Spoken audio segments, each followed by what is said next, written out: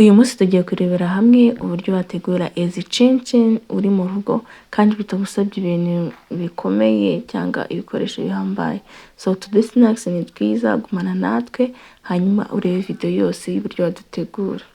Ariko niba utarakora subscribe, banza ukore subscribe kugira ngo tujye tubasha kubana umunsi ku munsi ugira ama recipes yacu, ama DIY project amwe namwe ngiye kuzajya postinga. Kora subscribe. So rero mu gutangira turi bukoreshe ifarine.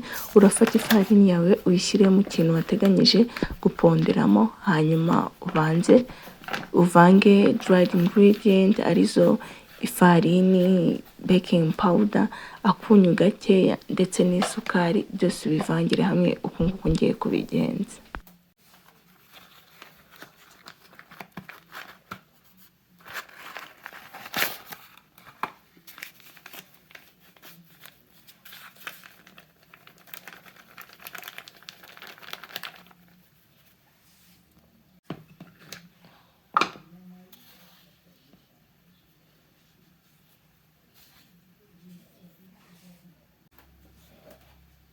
Mu gushyiramo isukari rero ushyiramo isukari ihagije bitewe n'uko ushaka ko ziraza kuba ziryoshye. Niba uri umuntu udakunda isukari nyinshi cyane ntagomba gushyiramo nyinshi cyane, kandi niba uri umuntu ukunda ibintu biryohera cyane washyiramo isukari yose wifuza, nuko nguko ukabivanga byose bikabanza bigahwana neza.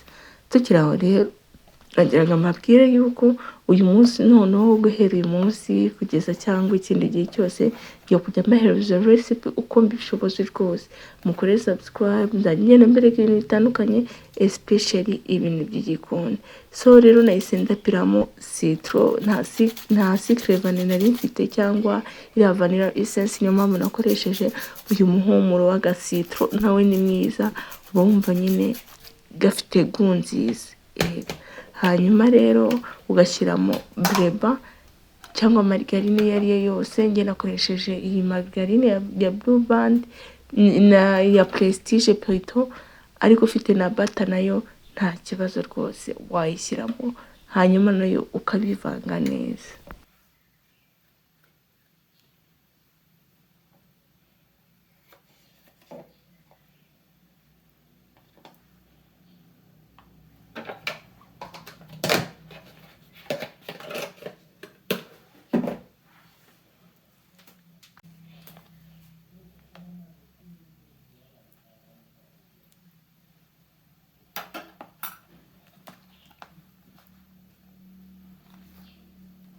Bibutse yuko udafite margarine cyangwa butter ushobora no gukoresha amavuta asanzwe yo guteka, nayo wayakoresha nta kibazo nayo yakora. So tugiye kuvanga rero weight ingredient arizo turashyiraho amagi abiri, uracrakinga amagi abiri ku ruhande, hanyuma turi buyavange hamwe n'amata.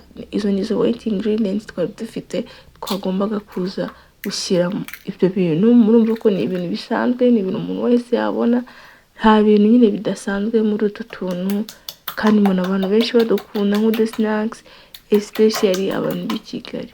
Ni gute mujya mugatuma chinchin muzitumye abantu b'i Rusizi? Pourquoi? Ubu ngubu ushobora gutangira ukazajya uzikorera mu rugo, cyangwa wenda hari n'ukuntu umuntu aba afite izamuryoheye ntawamenya, cyangwa ugasanga nta n'umwanya ufite wo kuzikora.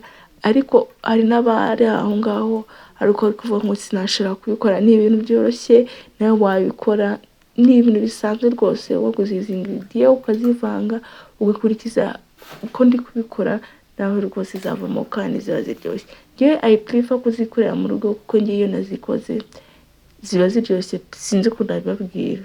Ziba ziryoshye ngereranyije n'iz'ahandi, kandi nyine tuba turi crunchy. Ntabwo ari za zindi uryo kumva ngo kirakomeye. Njye sanjye ziba zoroshye. Uzakoresha ubu buryo nawe uzatubwira. So ndafata za weight ingredient nkazivanga na ya farine, hanyuma ugakora igipondo mu buryo busanzwe. So nkomeza no kubamenyesha ko rero kuri iyi channel rero ngiye no kujya mbigisha gutegura mu nzu, gutegura mu gikoni, uburyo wakora amodeli agiye atandukanye yo mu nzu ubyikoreye. So urumva ko ari byinshi tugiye kuzajya twiga please subscribe and then mureke nanjye mbahereze ibyo musabwa, kandi mujye mwibuka no kujya muri comment ibyo mutasobanukiye mumbaze, kandi nanjye ndi hano ku bwanyu munambwire n'ibindi mwifuza ko nakora. Okay, so igipondo rero uragiponda kugeza ubwo kitakiri kugufata, uyisi uragiponda kugeza ubwo nyine uzagikoramo ntikigufateho, hano kiba cyabaye tayari. So rero icyari gikurikiyeho tugiye kugitereka iminota 30 ku ruhande, nyine tugiye kugipfundikira hanyuma tugishyire ku ruhande iminota 30. Ahantu rero nari nakoreye ahangaha niho turi buze kuza gupondera cyangwa gukatira igipondo cyangwa kugisukumira. Ugomba kubahanagura neza ukakorera isuku. So mu gikoni rero ugomba gukora ibintu bifite isuku, kwini ibintu ugomba kurya, so urahanagura neza ku buryo bya byanda byose bihava, bya bintu byose wari umaze gukora urukoko twari twakoreye hasaga nabi. So kuko tugiye kwakira ifarini rero none ugomba kuhahanagura hakaba hasa neza. Murabona rero nahise ncishaho akakesiko keru, murareba ukuntu hasaga neza, ntabwo urize kwibaza ngo kuki yashyizeho ya farini ariya. No, mba nahanaguye neza kandi hasa neza. So rero iminota 30 yarishize, dufata agafarini ukanyanyagiza hahandi, hanyuma ugashyiraho cya gipondo cyawe. Tugeze mu mwanya wo kugisukuma ndetse tukanagikata muri za shape mwabonye za cincini ya muri Nigeria niho njyambona izi snacks zirawe cyane.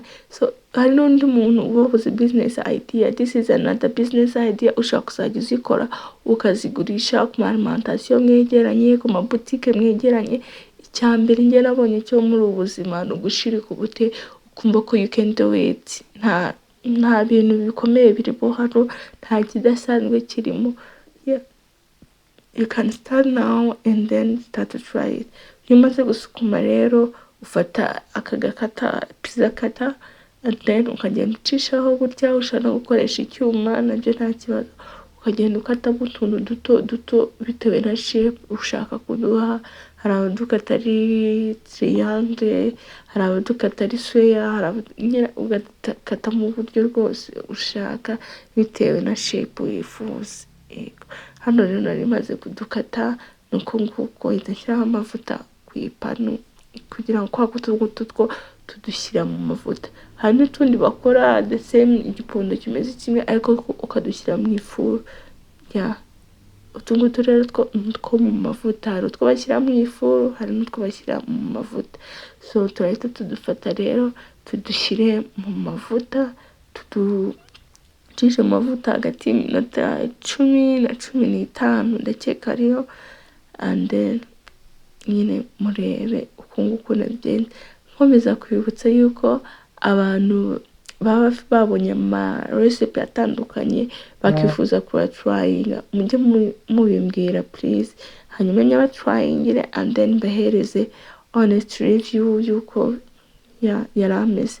So muri kubona rero hano iyo twamaze kugenda turi kugenda duhinduka brown and then ukagenda hinduraho gake gake twari hejuru tukajya hasi. Hano rero twari tumaze twose guhinduka and then ukadushyira ku ruhande. Muri kubona ukuntu twasaga twumutse neza, ugakura mu mavuta yose and then ukarura ushyira ku ruhande. So izi cincin rero ziraryoha, ziba zimeze neza mu kanwa, wadufata nka snacks, wadutegurira abana. N'utuntu twiza kandi n'utuntu turyoha iyo turi uba addicted. Niba mumitamo kutwikorera, murabona ko nakoresheje ikiro kimwe cy'ifarine ariko muri utwo twose nakuyemo. So iyo ngiye kutugura rero usanga kugira ngo urushe 2 ni 5, ukibaza 5 ariko muri utwo twose nakuyemo.